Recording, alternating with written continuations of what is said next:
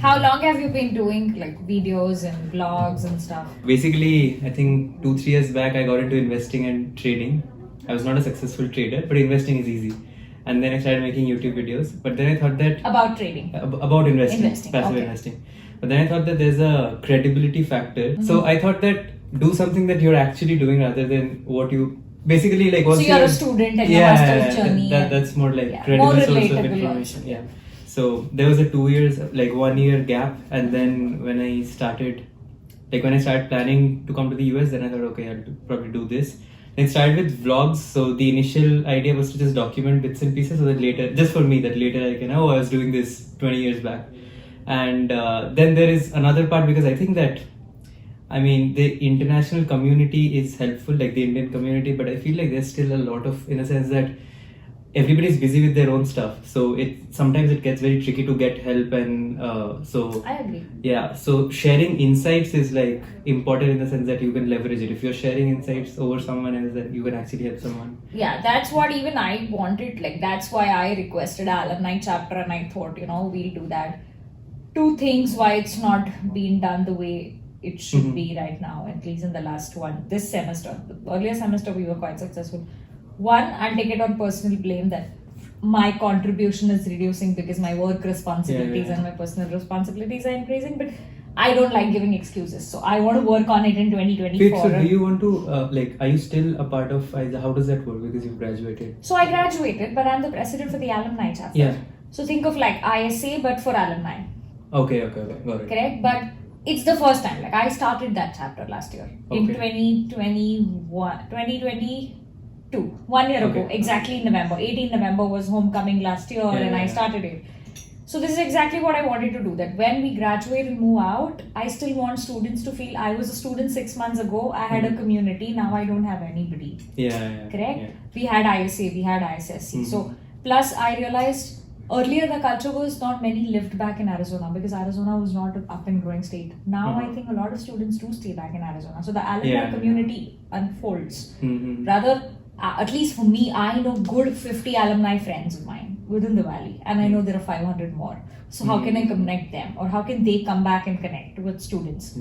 Plus, the student side of it was over LinkedIn, like you said, we reach out to so many. What is your, like I had done that analysis of turnaround ratio. If I'm reaching out to 100, if I'm sending request to 100, 10 accept. 2 will reply to your message. 1 will be available when you connect to them. I want to reduce that gap for students. I want to give you a readily available list. I was successful in doing that. I have a 15 alumni list who are attending, who are available to make meetings with you one-on-one. That's what I said, that if you want to do this more, I'll give you a list of alumni, reach out to them, do videos with them. And these are folks anywhere with the experience of 15 years to 1 year. So like variety there, correct? Diversity there. And even to create that mentorship model, because in India, this doesn't work. There is no mentorship model. Here you need a mentor. For smallest of the things. You never know, the mentor could become your friend or a real mentor for you who will guide you through the industry, or at least just through the US. He may be even helping you make a house decision in 5 years, correct? And there's so many like factors, right? Because when you land, you have to sort out your coursework. Even course registration that's the first initial basic problem, getting subjects. And then there's getting an on-campus, then there's getting an internship, and then there's, so I think... And even after that, getting an H1B. Okay, H1B it never stops. Then what do I do? Or just career advice. I don't know how to navigate promotions. Like for me, even for me today, the biggest fear is I don't know how to navigate, or I don't know, the weakest skill I have in a job market, or which I want to work on, is negotiations. I'm not good at negotiating numbers or getting my worth of value. I've never focused on money. Not because I have enough or I'm rich, but for the fact that I think for me, growth and a good role is more important than money. But then when you come here in this country, when there's money is also like an equal factor, I think that's one skill I would love to learn from somebody. Some people are really good at negotiating money, or like, especially the tech industry. And I don't come from a tech industry. The culture of bonuses, shares, investments is high in tech industry. Me and my husband both are not tech, and we feel so lost when there are friends talking about like, what is that? What is the word used when you get shares from the company? ISUs, equity you get. I'm like, ऐसे भी मिलता है? For me, that was my reaction. Even at this level, imagine. So that is something I would like to learn. So there's so much more. I want to start with something about our first interaction. So we met at the alumni meet, and then I remember I walked up to you and I said that I used to work in credit risk and I'm planning to switch to software. And you were like, wait, what? Why? Don't do that. Yeah. I did that. And that is something that even my past mentor, who I when I joined the startup where I was working with credit risk, so even he was like, wait, you're better in this than that. First of all, in tech, like you have this leverage of communication skills and critical thinking, strategy, blah blah blah. So you can actually lead, like you can go up this vertical rather than switching. So, but I want to get your opinion on that. We never got to talk about. I'm still confused, by the way. So like for me, here's how I treat technology. And no offense, okay? Today the world is where it is because of technology or the advancements people are bringing in. But there is a clear niche and leverage of knowing a business skill, and I think credit risk is a business skill. Right. One, you are in a market where technology is a need. You're everybody. Like I read these funny, I call them funny, but these big Indian groups around US. There are Facebook groups that I read, and if somebody posts, I am a commerce graduate, okay, immediately somebody will be like, no, you need technology skills in this country. Is credit not a skill? Is banking not a skill? So when people come to me and say, I'm switching from business to tech, I understand you need a toolkit. You need to know a little bit of coding. You need to know Excel, manipulation skills, modeling skills. But please don't take away your business acumen that you have developed. The second side of how I treat of it, Abir, is you are 1 in 1,000, whereas there are 900 software engineers in this country. Is that making sense? Yeah. So in today's job market, or think of, this is the right time to talk about it, this job market, okay, when everybody is getting sacked left, right and center. Why? Because they're replaceable. You are not. When I say you're not, think of it, how many people have a credit risk in an international student community? How many more do you know about credit risk? Maybe 5, you know me. I know 3 more who came from a finance, banking, credit background. But how many IT, computer science, analytics and data majors do you know in this just with an ASU? And then multiply it with your community. So when we talk about being a niche in the field, I know fairly confidently that if you have developed the right expertise in credit risk, you definitely have more leverage than a technology skill. I'm not saying they don't know their skill. But if I have to replace Abir, I may have just 5 applications. If I have to replace Abir as a software engineer or a software analyst or a business analyst, I'll have 100 applications. Is that making sense? So learn analytics or learn software or learn technology, but use it back in your domain. Yeah, I think that makes sense in the sense that analytics is an easy entry, but once you pick a vertical, for example, credit can be one, for example, advertisements can be one. Marketing can be one. Yeah, if you pick one vertical. There's pharma analytics, which people don't realize. There's sports analytics. Imagine if you're a software developer, okay? You will do wonders for Nike. But if you're a sports acumen guy, and you learned a little bit of analytics, how powerful are you? Yeah, I think there was an internship opening which I applied to randomly, but it was Nike? Some sports analytics, something related to that. You were there with DBS for 6 years in the credit risk part. Yes. Right? So when did you sort of think that an MSBA would sort of fit into your career? And I mean, you would have probably gone through that MBA versus MSBA. I went for MS Finance versus MBA. Okay. So finance has always been my undergrad domain and my entire career. So just stepping back, the academic background to me is I am a commerce graduate, both bachelor's and master's from India, and I'm a chartered accountancy pipeline. I couldn't qualify the full exams, but I went through the entire examinations, training, a complete career. I would have been chartered accountants for different reasons, but whatever it is.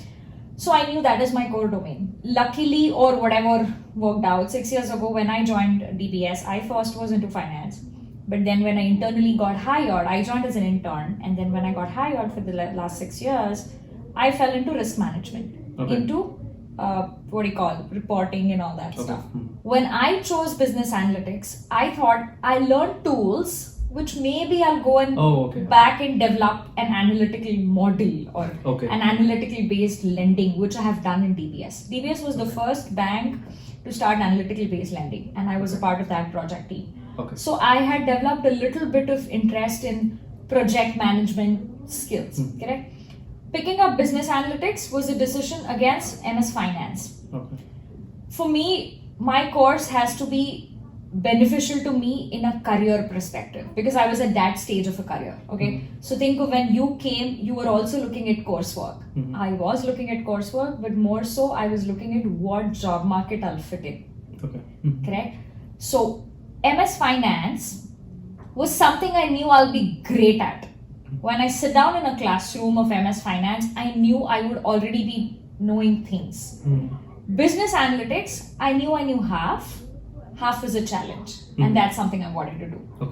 Because again, coming back to the first thing that we discussed, this country does need a little bit of technical acumen. So I thought business analytics program will give me that, and it did give me that. I learned SAS and SQL only on MSBA program. I didn't know anything before that. I don't enjoy Python and machine learning, but at least I got a hang of it. Correct? So picking business analytics was purely to learn the technical skill, and I still knew I'll go back to banking. So my end goal always was banking. Fortunately, I was in the right job market and everything worked out for me. But I think I hit the nail there. Picking up is there. Talking of MBA, I know you said I would have picked up an MBA. Yes, but the other reason of picking up BA in Arizona was I knew ASU was the only school I was going to because of personal reasons.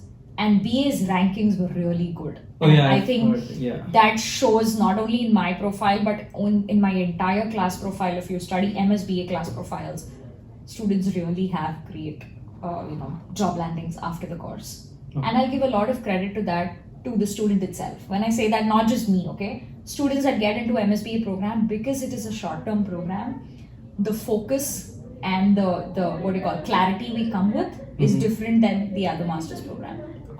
Correct? So I think automatically I had studied all of that. I had done a lot of research around, and I knew ASU is the only place. So I did a lot of research around what do alumni think of the program or what are the outcomes, and I saw the outcomes were good. So I wanted to hit that nail.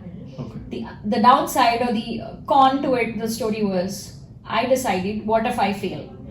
I still knew I can make a career in banking. So I just played a gamble, and the gamble worked out for me. So more than sitting in making a full analysis of what college or what program I did this, I think for me it was more of, let me do this as a challenge. If I fail, so what? But I did not. Thankfully, I succeeded in it. So that was it. So for MSBA, whoever is coming, what is the general batch demographics? Do people come with experience? Because CS has a mix of since I'm in CS, so I think it's a mix of either freshers or maybe max 2 to 3 years of experience. MSBA, you will see, I think, an average of 4 to 5 years of experience. And when I say 4 to 5 years, you will see profiles with solid experience. Even if you pick a smallest of the sample set in statistical terms of say 20 students, 50% of the population will be with 4 to 5 years of experience and good experience, either hit on analytics, or there'll be a small population like me who's taking it up as a challenge or who's doing it as an entry. A lot of the students, and let's be very critically honest about it, treat MSBA program as an entry into the market. They know their shit. If I can use this language. It's I know I have to get into the program, pick up the skills of 9 months, and use my OPT to do more. So MSBA program, that's why I said we're very focused on clarity. Demographics, strong Indian population and Asian population. So international demographics is very strong there. That automatically even speaks of the outcomes of the programs because of OPT and all that pressure. Automatically, otherwise it wouldn't attract so many international folks. Correct. So it's unlike MS. So MS in CS is it's like an extension of your adolescence. So I agree. Not only MS and CS. I would tell you rather at least CS students, you guys are upgrading or constantly evolving because it's technology in the end. Think of programs my my husband's a civil engineer major. Those programs, they're away from the market. They're not into peer pressure because they're really technical courses. Those students, I feel, those niche, electrical, mechanical, civil, those students really come to study. Right. The rest of us, we know that our end goals are about getting a fan job or getting those on-point companies. So, yeah, there is a big difference. I feel the ultimate difference is also the mindset of an engineering school and a business school. And these, let's treat MSBA, or it's almost at the parallels of an executive level education, because it's 9 months. So the credits you take in 2 years, I'm learning them in 9 months. So what I'm learning is just the upskill part. Oh, this is the introduction, this is how Python works. Boom, do it on your own. Whereas you guys will actually, I'm sure you guys take 401 courses, 4-level courses and 5-level courses. So we only take 5-level courses. I was speaking with another alumni of MSBA, and I got this information that you can do an internship in the last semester along with courses, but I'm not sure how that works. That's a new track. That only started last year. So that only started with fall of 22 batch. So the batch that graduates December 23 is the first batch. So I wouldn't know a lot about it. The only thing I know, they added an entire new semester to it. And there are 4 or 3 tracks. One of them is finance analytics. That is all I know. But when you're applying for like a senior, or let's say associate director, VP, all of these roles, how does the expectation change? Because I'm sure it'll require a lot of leadership. How does the interviewing change? Because I'm sure it's not going to be as technical, because technicals are only like for entry level or let's say mid-level. But so the higher you go, the more 50-50 your interviews are going to be. So it's going to be more behavioral and personality and less technical. When I say less technical, you're of course expected to know, because you have to run the shop in the end. Correct? If you don't know analytics, you can't run a shop. For example, in my interviews, I went through like 5 rounds for this role. Okay. Only the first 2 when my manager and his immediate colleague was interviewing me. Maybe there were questions around what would you rate yourself on a SAS? Now, he's not going to make me sit down and write a query. Now, that's a gamble. Of course, I was always clear of the fact that I'll be honest in my interviews, if not anything, okay? Fake it till you make it only works for a few people, never worked for me, so I don't use that skill. So I would always say I know a 7 on 10, and everybody at that level, if an ED is interviewing me, he has had 20 years of career, he knows most of the things he learned on the job. Correct? That's one thing. When personality questions come, they want to see your personality in terms of how empathetic and how tolerant you are to even run a shop. Now, in my case, though I was a VP, I was not going to handle a large team. At the most, I was going to interact with 2 associates or 3 associates. So the expectations are different. Technical questions differ when you interview for a senior level. Let's go back to that question. So say I'm interviewing you for a VP role, and I will just ask you, this is a scenario, tell me what's your answer. So your answer has to be more fundamental than actually a query. Okay, so in my case, my boss said, we're making a credit decision, I give you a database, and I want to find out what are the factors affecting my model. So your answer automatically has to be, I'll run a correlation, regression, whatever, and the top 3 attributes that show me the highest coefficiency will be the attributes. Now, I know the fundamentals, that's why we could answer it. He's not expecting me to sit down and code a Python query where I should be able to write a regression model in Python. Is that making sense? Yeah. So, automatically that changes. So, even technical questions become more fundamental. Your logics have to be clear. Now, I can bet there could be a 23-year-old computer science graduate who writes a better Python model than I do. But that was not required at that level for me. I should know how to get the job done out of somebody. So that's good.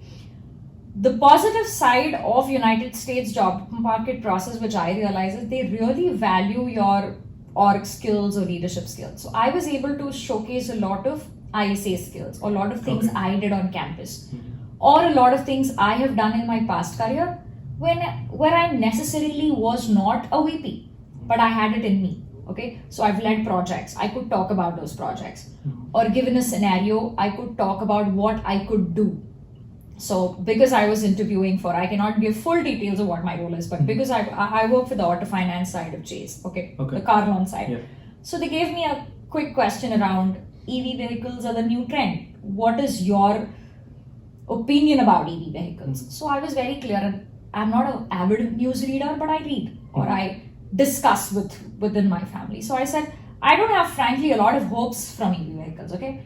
They are on the market, but do you think even US is still ready 100% to run a full EV model? No. So as a bank, if I'm focusing on giving out loans, or I'm analyzing, or I'm underwriting a lot of loans, do I really want to move my entire portfolio or lending to EE?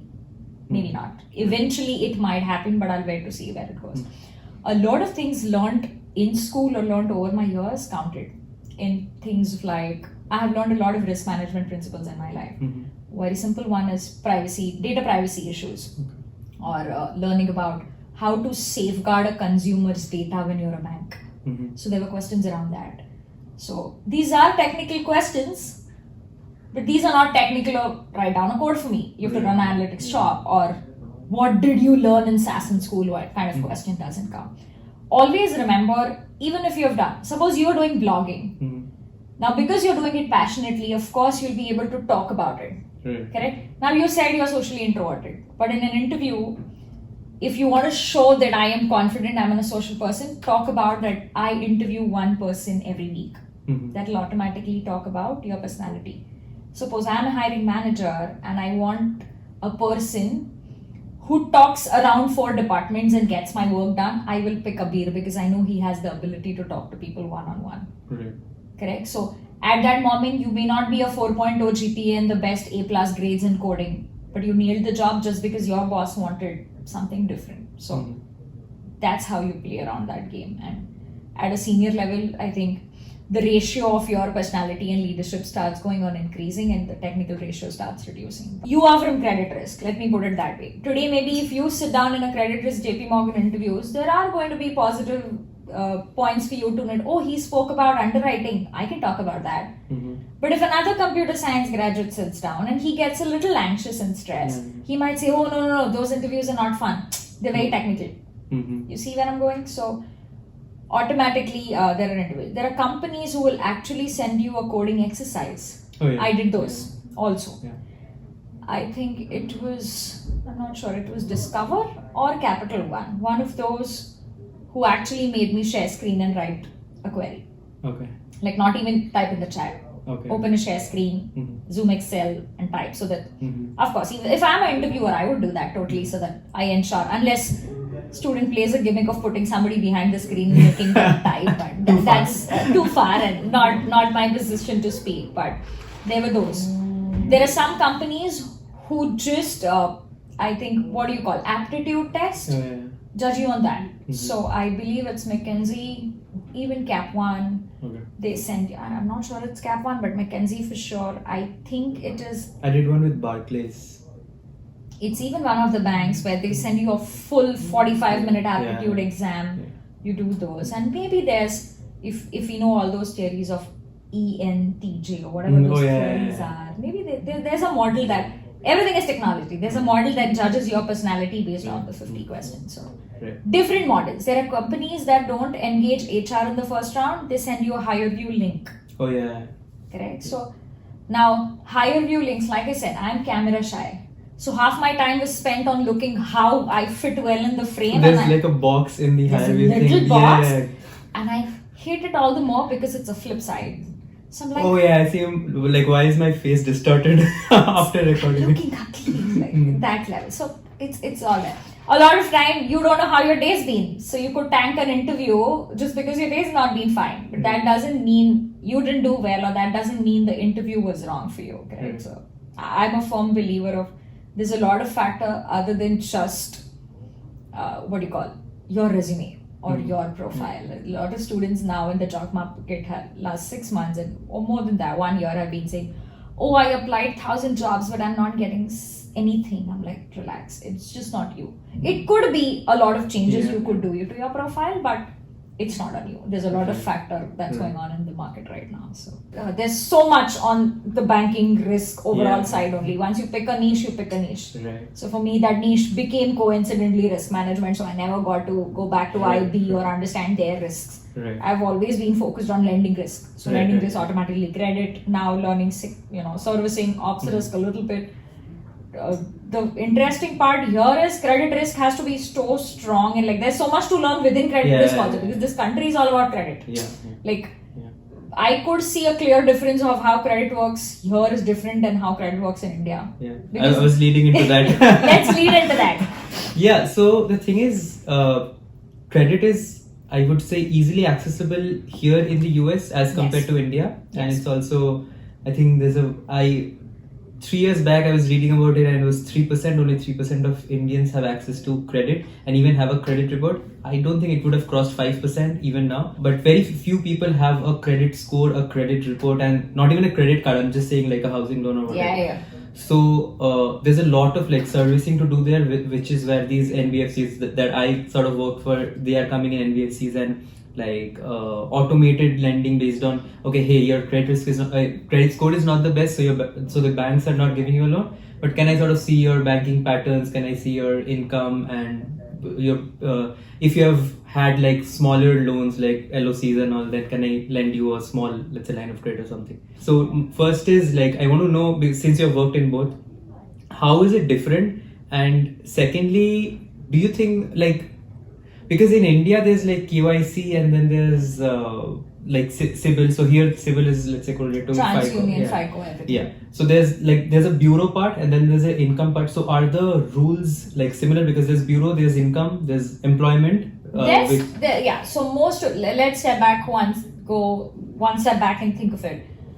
The fundamentals of credit. Okay, everything. Like I like to talk about in layman terms so that everybody has to understand. Right. The fundamentals of the credit are the same. Your credit is judged based on how you use it, what money you make, where the money comes from. So whenever you fill a credit application, why is the question, are you employed, self-employed, retired, pensioner? Because they want to know your source of income. So fundamentals are the same in India and US, okay? So even when I was interviewing for all US banks and the gamble was, oh, you have India experience, I would counterattack. I would literally counterattack as if I was offended, and I would say, yes, but banking remains the same. Like, what does a bank do? You deposit money and you lend money. So my fundamentals are not changing. Similar things in India and US credit. Fundamentals are not changing. Jo credit vaya, that the same thing is here. Yes, like you rightly hit the nail, it's very unorganized in India. Or I feel the awareness is low, the exposure is low. Like, do you think you as an NBFC would lend in a tier 4 city or in a rural area in India? No, because there's a fear of fraud and all that stuff. US automatically, because of the level of technology they have, the level of awareness they have, and the topmost thing is, this country is everything about monitored credit. Okay. As simple as everything is linked to your SSN. Having said that, of course there is level of fraud in unorganized sector, but the proportion of unorganized and organized is literally reversed. There could be a 10%, if I don't remember the exact numbers, we read about it somewhere in one of our town halls.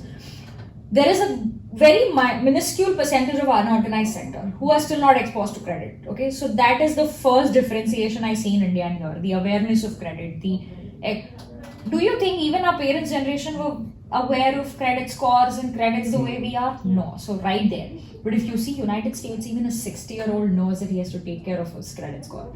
So think of it like India is almost one generation behind in understanding credit. The second most important thing, why this happened. Now let's start thinking of why this country's credit awareness is stronger and India's is not. Because here everything was linked to your one identification number, which hopefully India will reach, but I'm not very hopeful there, okay? Because the only common identifier India had so many years was PAN number. And only income tax code. But were we doing it? No. And let's not blame the country or whatever, but it's the infrastructure that is available.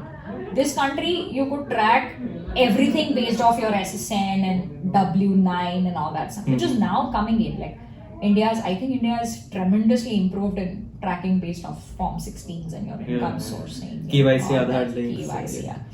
Talking of KYC, again, the fundamentals of KYC remain the same, okay? So, a KYC, typically, if I have to put in two major terms, they need your identifying details and they need your, I think, address or like location details. That's the same there, nothing different. So, even if you go to open a Chase bank account, they're going to ask you for an address proof, they're going to ask you for a proof of immigration status in our case, and then of course going to proof of identification, which in our case is passport. In India, it's the same. They ask you for a proof of identification, which is typically your Aadhaar card, PAN down. And they ask you a proof of address, which typically is home-based addresses in India. That's, I feel, the negative side in US. Because US dynamics of housing are different. in India, you typically live in the same house for years and years. Yeah. Of course, it's changing, but in US, the entire culture of the country is you switch around, students move out at an early age, then you switch for jobs, you're constantly moving. That's where I think this country differs on the address angle of KYC. Right. Now, in terms of bureau pulls or analyzing a credit profile, again, nothing different. Income is your basic fundamental thing about if you make a salary, of course, you're a more credible profile than an unorganized income. Business income, we know how business income gets counted in India. I think I've not touched credit risk in US, but of my understanding, it's the same. The different thing I believe is in India as a bank, I don't know exactly, but I feel the influence of data from bureau is less. Now what that means is, like you said, CIBIL. CIBIL has restrictions on how much it can share with the bank. Does that make sense? Yeah. In US, literally bureau data is a commodity. So the data availability is more because bureaus are literally selling the data. Okay. Does that make sense? Yeah. I feel in India, CIBIL is still more safeguarding towards the consumer. Okay. Because But can you not pull, when you say like the CIBIL report, you say there's some masking on top of it that does not yeah. Even as a lender, so suppose DBS is a bank and I legit had a login to pull CIBIL data for a bill, but I will have a restricted access. Oh, Like, okay. Even as a lender, CIBIL will still safeguard. It's the reverse here. Of what I know is, it's readily assailable data. Does that make sense? Yeah. And it's also both ways. It's like, there maybe because CIBIL knows, and I think CIBIL, SEBI, all of these security board kind of orgs in India are really a little bit better than the usual bureaucracy orgs, right? Because of unorganized lending, they don't want the consumer's data to be misused. So maybe that's why the level of privacy or filtration is more there. Here it's literally saleable. Imagine, do you use Experian or Mint or any of these credit journey kind of apps on your phone? No. So if you just use one of these, you'll realize the level of data exposure we have given to most of these things. Okay. So for example, if you walk up to, or if you open an Amazon credit card, somewhere down the line you have disclaimed that you can sell your data. Oh, okay. So if Amazon has a partnership with X bank and the X bank sells the data, or Amazon has a partnership for a bureau pool, Amazon can sell the data to the bureau. The bureau can then sell the data. So it's all that. Okay. Which I feel in India, of course, because of the infrastructure also, it's not happening so much. Okay. As a lender, when I had a right to pull data within a bank, it's only because I am at that seat or we have a restricted masked privacy access. I feel here it's freely available. Okay, and also I think they would send an inquiry report to the, like I would get an inquiry report if you pull my CIBIL. Here? No, here in also. India. Here also. Here you also, get it. okay. Yeah. So, like example, you start using an app, and if you want to really understand the credit risk over here, maybe just start using. I am a big fan of our own, of Chase's own, whatever this thing, but I'm not brand sponsoring here. But Sapphire. the other, no, I don't use Chase credit cards Oh, at all. okay.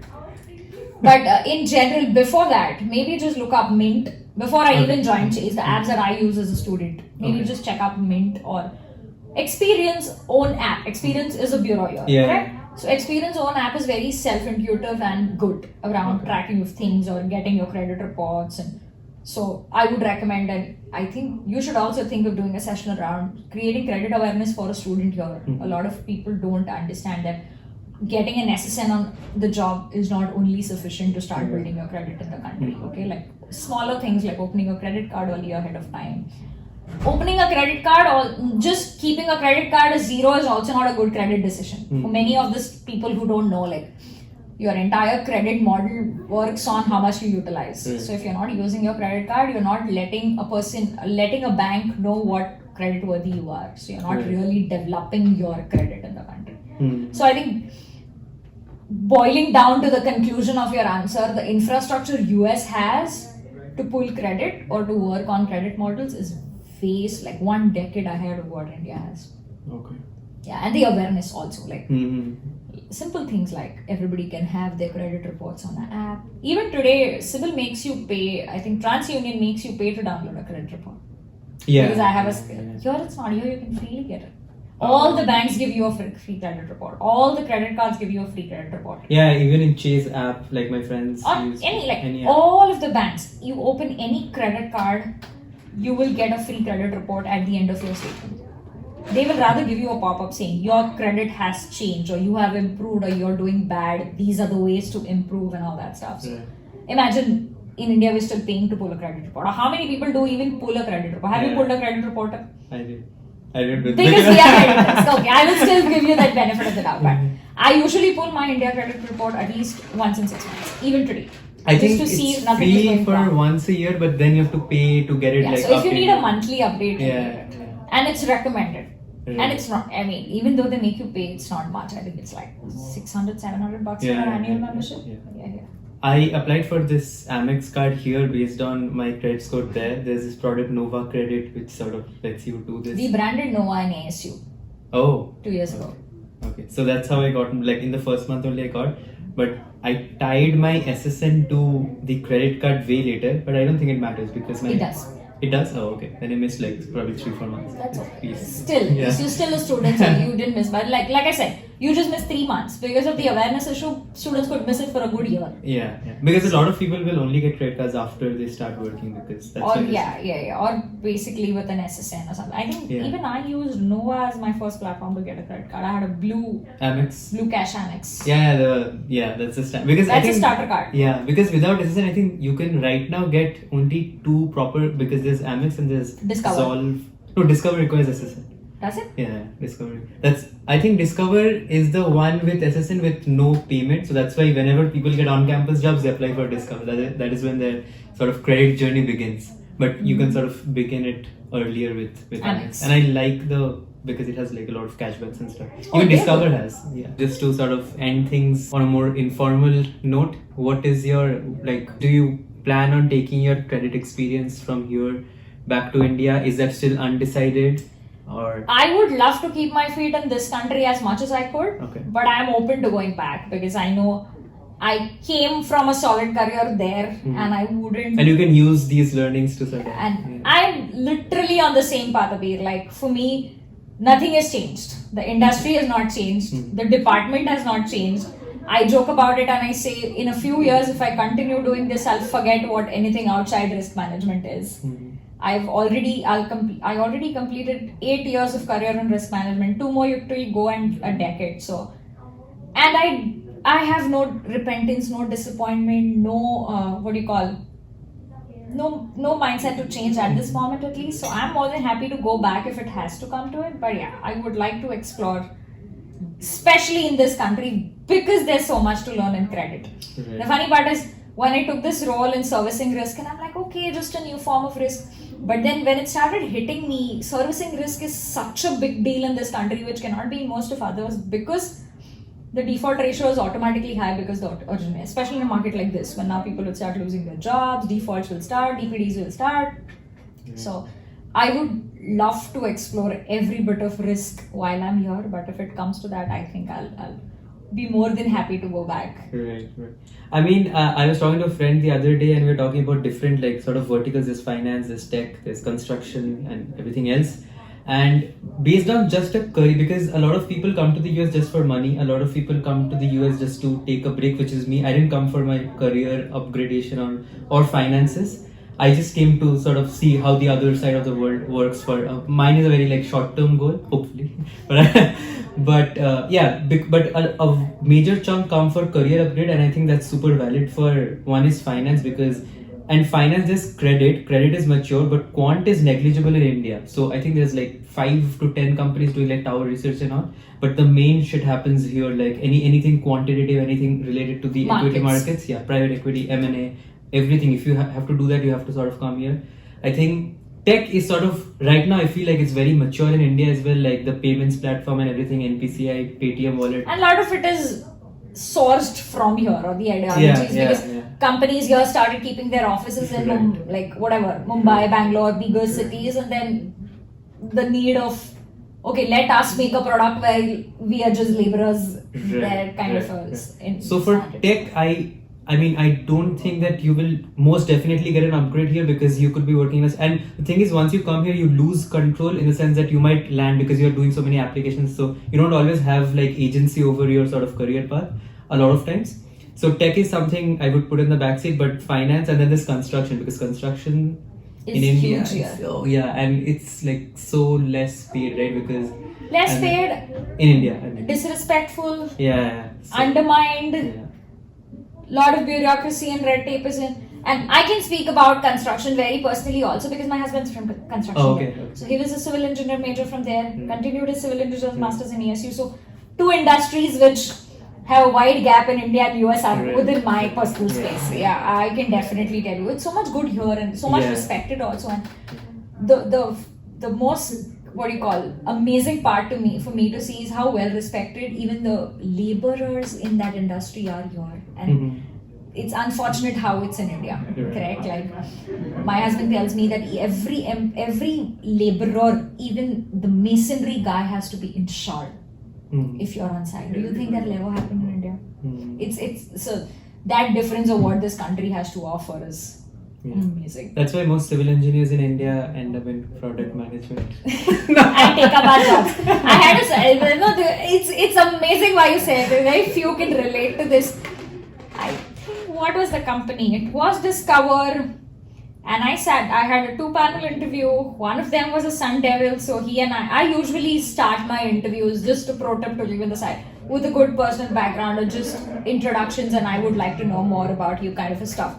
So I know a lot of I have those personal memories of what interviewers I met.